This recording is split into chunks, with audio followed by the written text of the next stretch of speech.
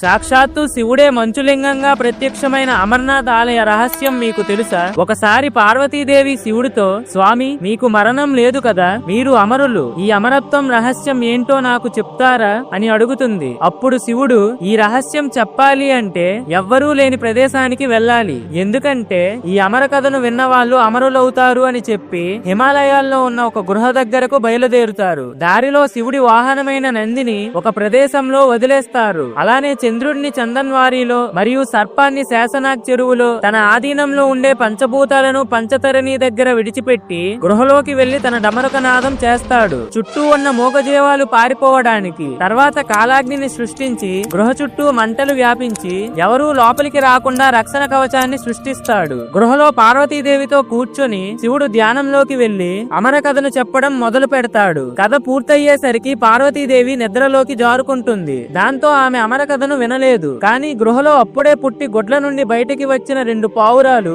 ఈ కథను విని అమరులవుతాయి. శివుడు అమర కథను చెప్పిన గృహని ఇప్పుడు మనం అమర్నాథ్ అని పిలుస్తున్నాము. ఇక్కడ మంచులో స్వయంభుగా వెలిసిన శివలింగం ఉంటుంది. అమరత్వం పొందిన ఆ పావురాలు ఇప్పటికీ ఆ గృహలోనే ఉన్నాయి. ఫ్రెండ్స్, ఓం నమః శివాయ అని కామెంట్ చేయండి.